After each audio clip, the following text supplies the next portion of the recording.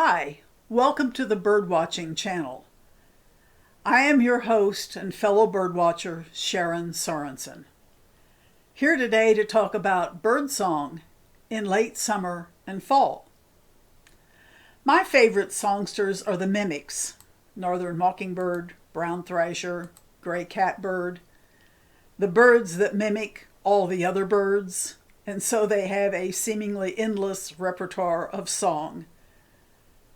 But they sing mostly in the summer. In fact, where I live, gray catbirds are here only in the summer. And so I would be negligent if I didn't include in my list of favorite songsters Carolina Wren and northern Cardinal. Carolina Wren because he sings robustly all year round and has this big song for such a little bird. And the northern Cardinal for its clear, almost bell-like song that echoes even in the barren woods of winter. So, what are these songs? Well, the sounds that birds make are usually described in one of two ways. They have songs, those melodious things that we hear and love, and then they have calls, more quiet chirps and twitters that they exchange between each other more or less as contact information. I'm here, where are you? Oh, there you are over there, kind of thing. It's also a means of communicating danger. But song, on the other hand, has an entirely different purpose. In most species, only the males sing. That's not true in all species. And in the cases where females sing, the song is usually very similar to that of the male, but it's quieter, more subdued, certainly less vigorous. But both sexes call because that's how they communicate with one another most often. Now, as you've already guessed from what I've said, that it's obvious to me, and I think to most people, that hearing birdsong makes us happy. We feel some sort of joy to hear that music. But we are anthropomorphizing when we say, oh, listen to the birds, they're so happy, they're singing so beautifully today. Birds don't sing because they're happy. In fact, ornithologists would tell us that birds really don't experience those kinds of human emotions like love or hate or happiness or sadness.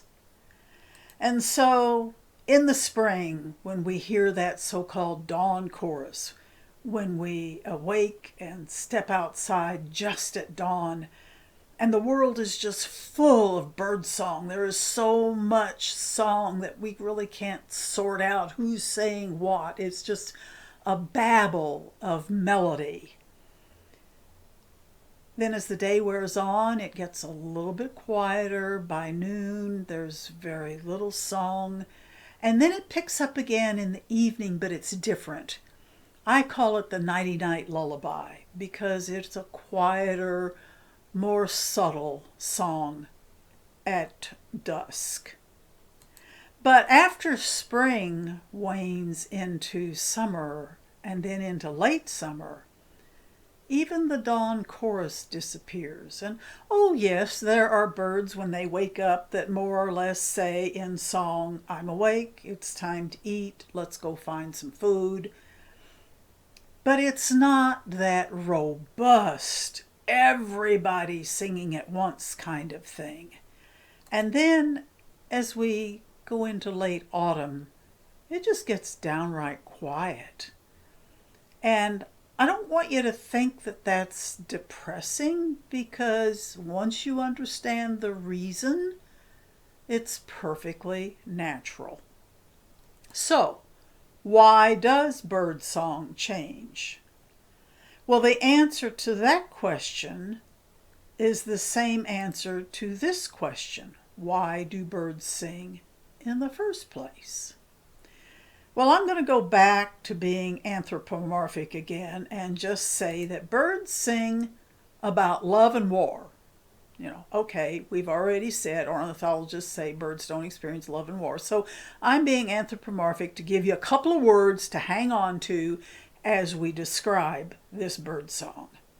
So let's talk about what I really mean when I say that song is about love. I'm talking about this whole concept of courtship and pair bonding in the spring. Even birds that mate for life go through a pair bonding kind of ritual, if you will, each spring prior to nesting, just to reassure the bond is strong, that we're together in this team effort of raising a family. Among cardinals, for instance, you may see the male hand off, beak to beak, and almost kiss-like, in our anthropomorphic way of thinking, means by which he hands off, bills off the seed to his mate. And if she accepts that seed or that other bit of food, it reseals, reinforces the pair bonding. But what came before that? First of all, a female will look at a male's plumage, and it's not like just, oh, is he a good-looking dude? But does he have good, strong color in his plumage? If he has good, strong color, it means he's a good, strong, healthy male. And if he's a good, strong, healthy male, he will pass along good, strong, healthy genes. And so appearance is certainly important, which is why, in the scheme of things, among birds, the male is the flashier of the two. But song is also part of that pair bonding, because a male that sings a vigorous, robust, loud song is a vigorous, robust, healthy male, again, with vigorous, robust, we hope, healthy genes to pass along. But song, being about love, follows through in the pair bonding even as the pair builds a nest. If you happen to have Carolina wrens nesting near you, you know that they sing to each other. And yes, the female Carolina wren does sing, again, although it's quieter, a little less robust than that of the male. But they sing to each other while they're building this nest. It's sort of, I'm over here and I've found this great nesting material and I've put my part in, and yes, I've done my part too. I found this great leaf and I've put that in, and where are you? And oh, you found this great, and it's just a pair bonding kind of activity during the whole nest building process. And bluebirds do very much the same thing in the process of their building their nest together. But song is also about war. And that really is kind of an extension of the love, because now the war becomes protecting the mate and protecting the territory. And so the male is singing, this is my territory, this is my mate, the rest of you need to stay out of the way. And so it is about protecting territory, and a male bluebird, for instance, will sit either on his nest box or very near it and sing while the female is inside incubating her eggs. And if another male appears, there will be a more robust singing, and if necessary, a beak-to-beak battle. And once the battle has ended, the victorious male sings even more vigorously to let the female know, aha, we're safe. So it is about protecting mate and territory and nest. So it's about love and war, and yes, I agree, those two reasons sort of blur in the process of the breeding time. However, if you're following me, you understand that love and war extend only through the breeding season. As this Carolina chickadee emerges from its nest cavity, it may well sing to announce its territory and to protect its territory, but once that's over, what's the point? Once the birds fledge the nest, the babies, and once the adults have fed the fledglings to the point that the fledglings are able to feed themselves, there is no reason to defend territory. Now, granted, they may maintain if they are lifelong mates, as some songbirds are, they'll hang out together and they will communicate together with one another. But there is none of this rigorous pair bonding anymore. So when the last brood fledges, that ends the breeding season. And look at this poor Carolina wren. That bird may have fledged 3 or maybe even 4 broods. So he or she has been in or out of the nest cavity. It's been in and out of incubating eggs. It's been feeding young. It's been foraging. It's been feeding fledglings. It's lost feathers on its breast, feathers on its belly, feathers around its neck. The tail looks pretty ragged. If we could see it, the wings probably look really ragged. So by this time, birds need new feathers. So when the breeding season ends, before winter comes, they're going to molt. And that takes a lot of energy. So they're going to hang out in sort of quiet places.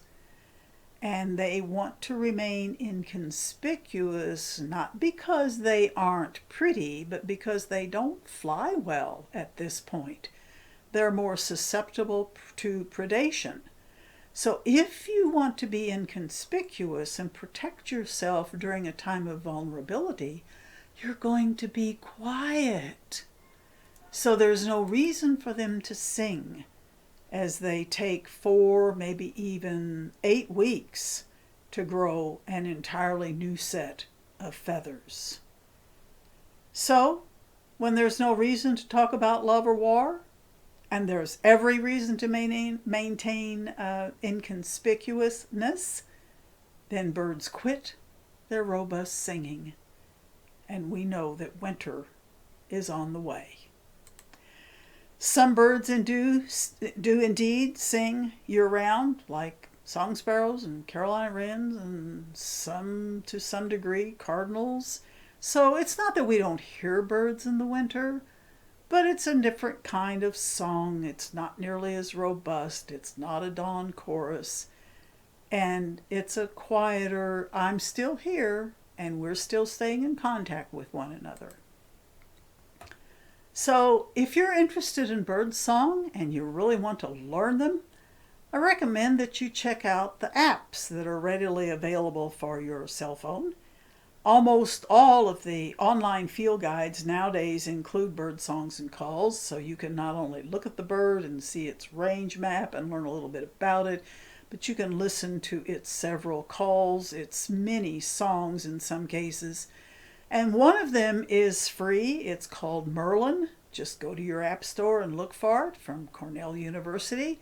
And it covers birds from all over the world. So no matter where you are, you can learn the songs and the birds in your area. So yes, bird watching is a fabulous thing, and bird song is very much a part of it. Those mimics that I love so much, that gray catbird says everything once, the brown thrasher says everything twice, and the northern mockingbird never knows when to stop, repeating things over and over and over. And the Carolina wren and the northern cardinal entertain me year-round, and oh my gosh, I've got to love them. Even though I know in the fall they're going to grow quiet, because that's the natural scheme of things. Isn't it wonderful? So if you'd like to learn more about bird watching, I'd recommend you take a look at any one of my 3 books. They're all available online and at your favorite bookstore. If they're not on the shelf, your bookstore manager can certainly order them readily. Or check out my website, or follow me on Facebook, where I try to post something most days about birds and their habitat. Meanwhile, enjoy bird watching.